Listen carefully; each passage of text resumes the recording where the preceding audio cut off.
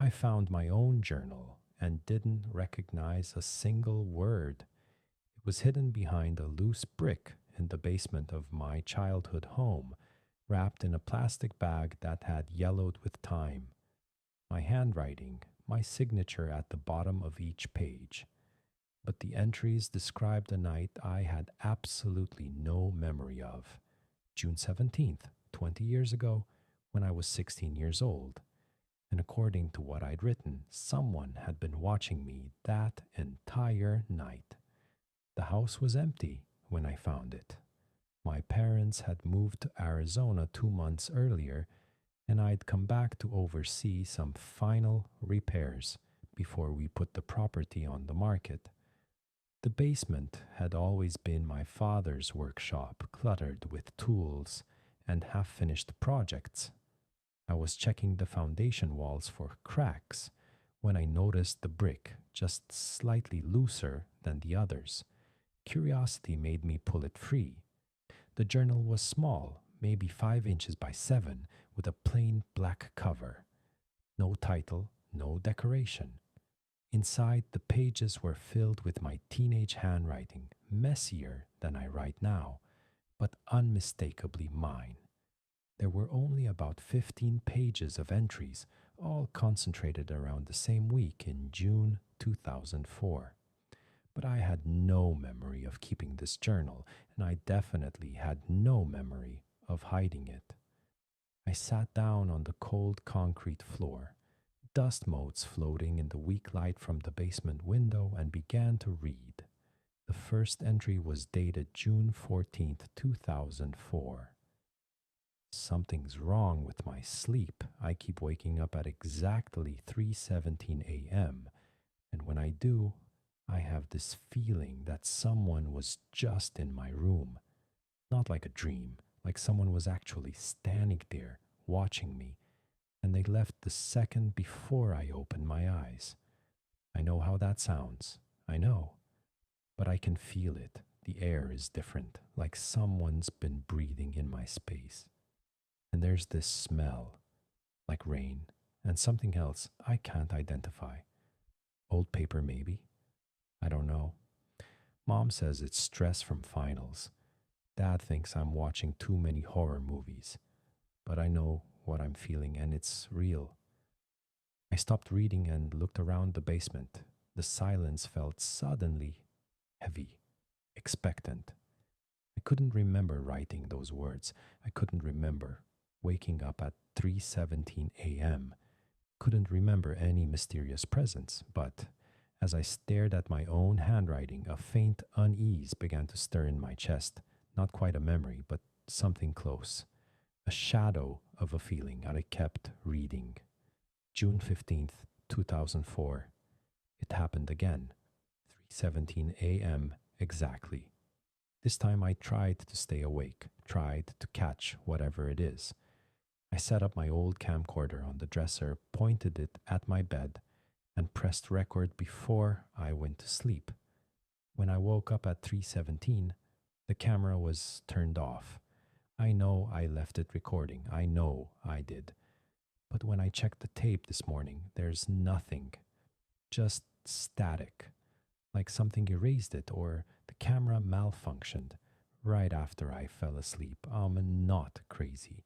Something is happening. My hands were trembling slightly as I turned the page. Outside, I could hear the wind picking up, rattling the small basement window. The afternoon light was fading, turning the workshop into a cave of shadows. June 16th, 2004, I talked to Sarah about it today.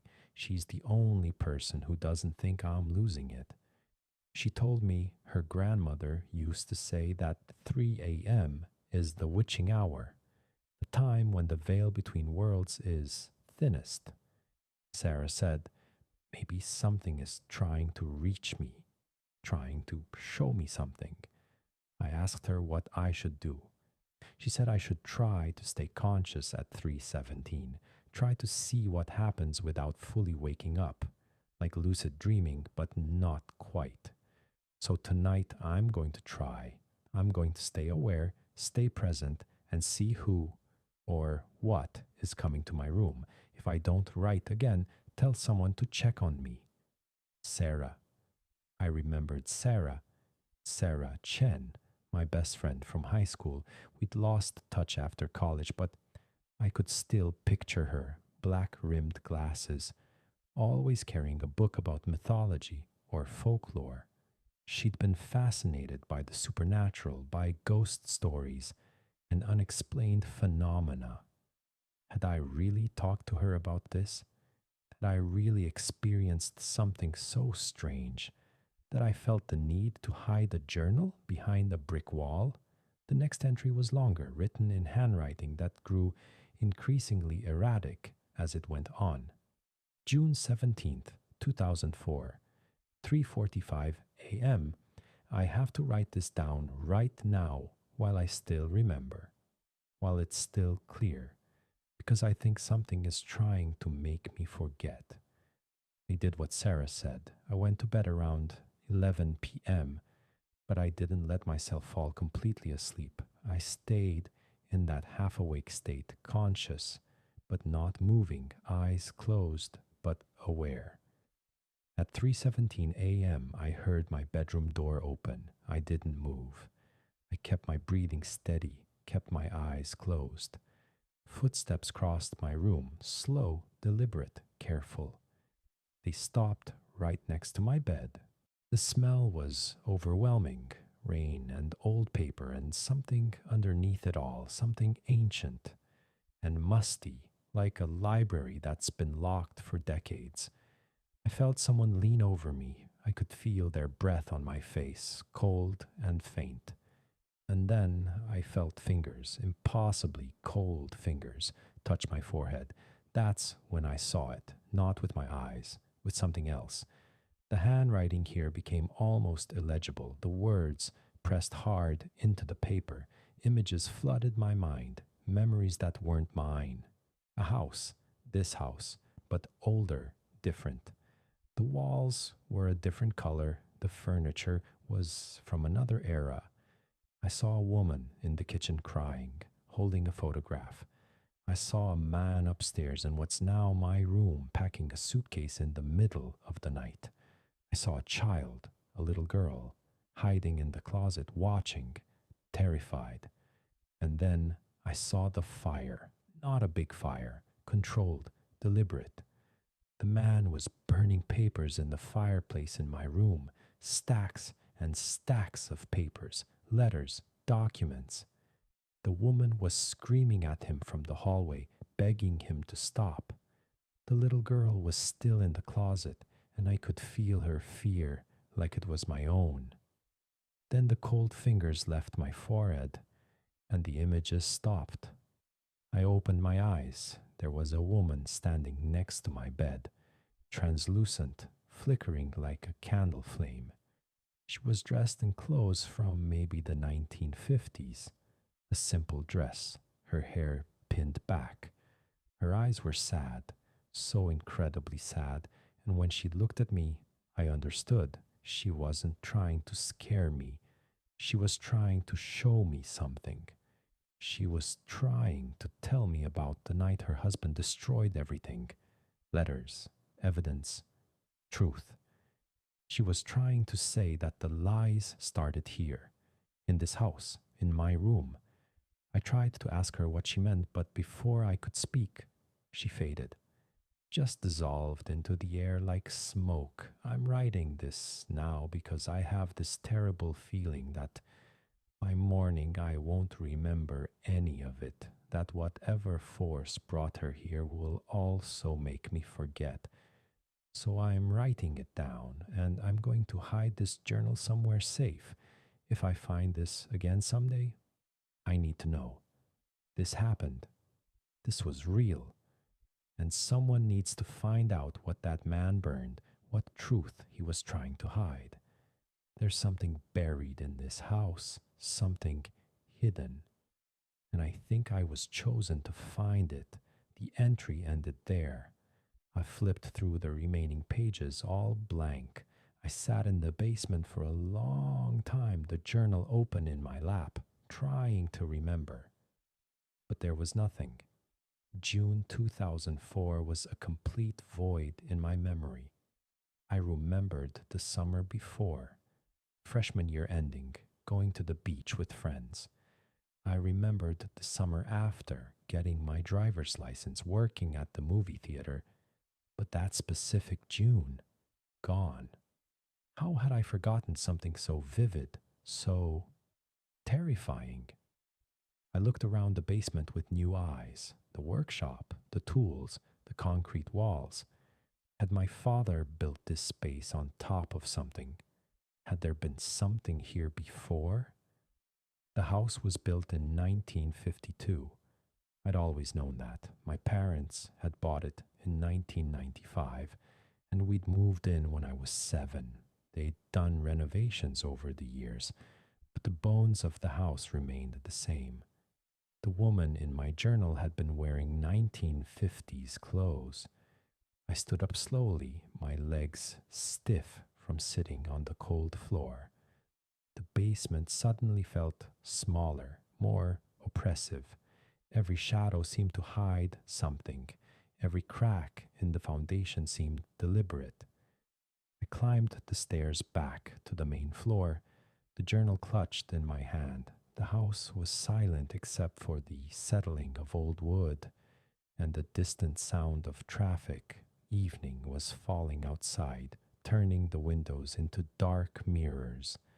I went upstairs to what had been my childhood bedroom. It looked different now. My parents had converted it into a guest room, painted the walls a soft gray, replaced my old furniture with a simple bed and dresser. But the dimensions were the same. The closet was in the same place. I opened the closet door and looked inside. Just empty space, a few wire hangers, dust collecting in the corners. But I imagined a little girl hiding here in 1952, watching through the crack in the door as her father burned papers in a fireplace that no longer existed. What had he been destroying? What truth had died in those flames? I walked to the window and looked out at the backyard. The old oak tree was still there, massive and ancient. My father had built a tire swing on it when I was 8. I used to spend hours out there, swinging and reading and dreaming. But now I wondered what was buried beneath it. The thought came to me, fully formed, certain. Dig under the oak tree. I don't know where the certainty came from.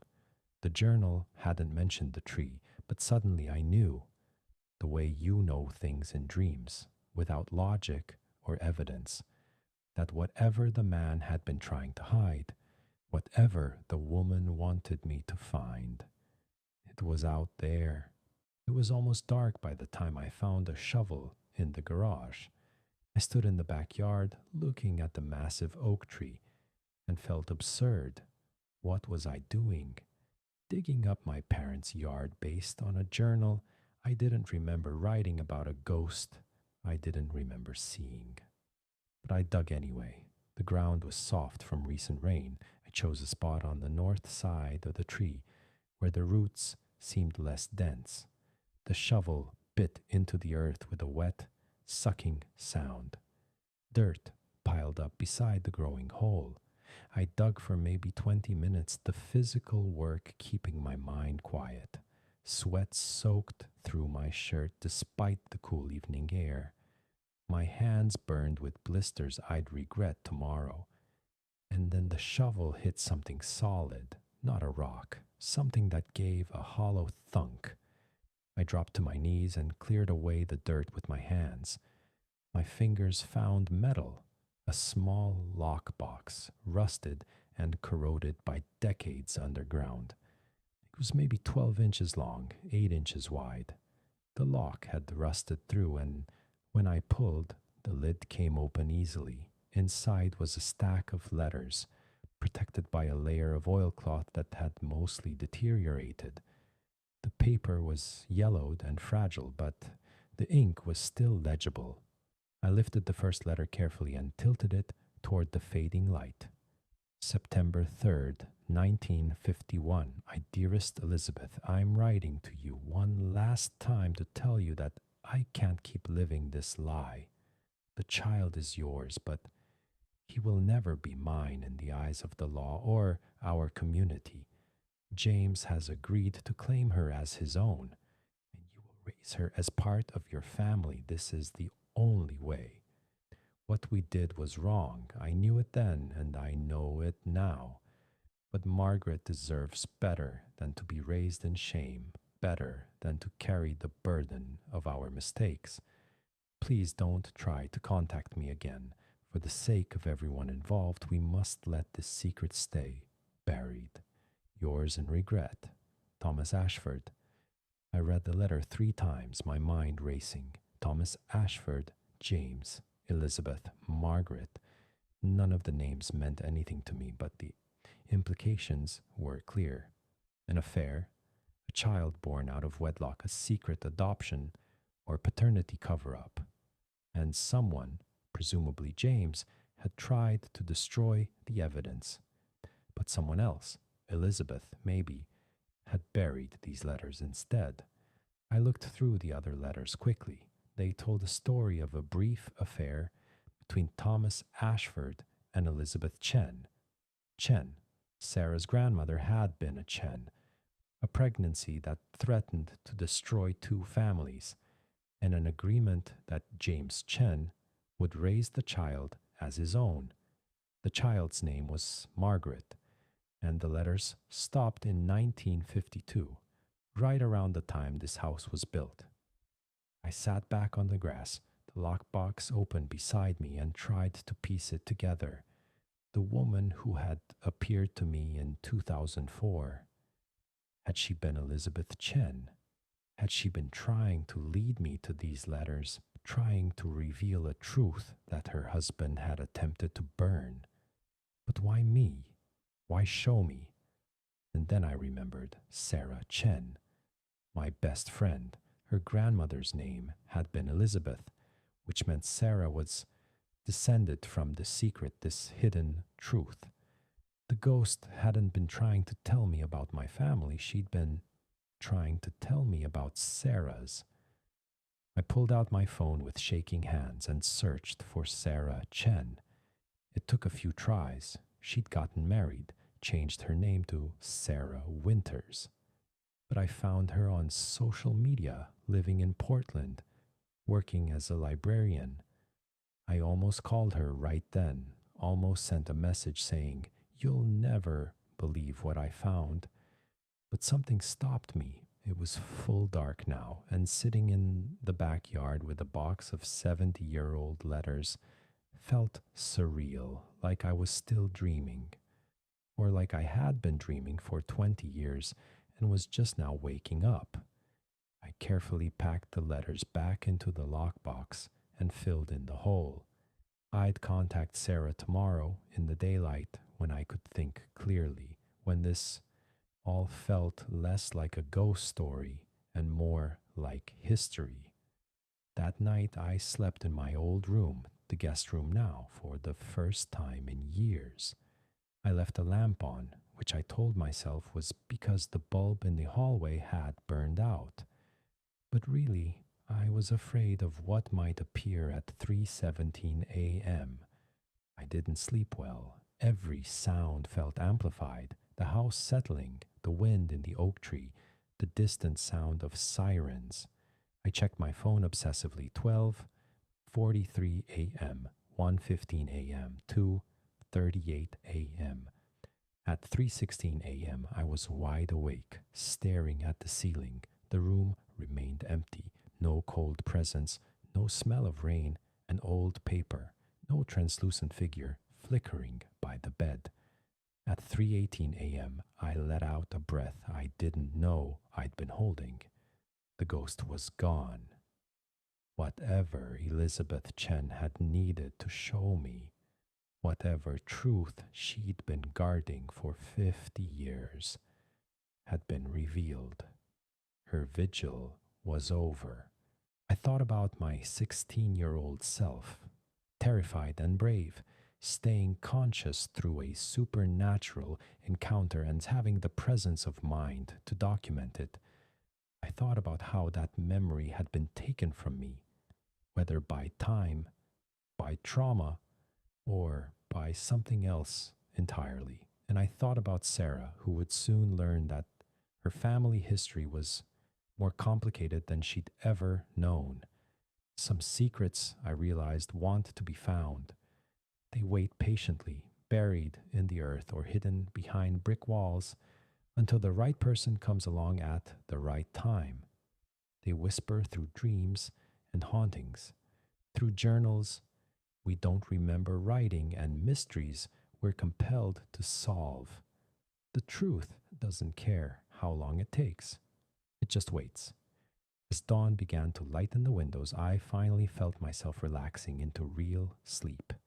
The house was quiet, peaceful, even. Whatever restless spirit had haunted my teenage nights was finally at rest.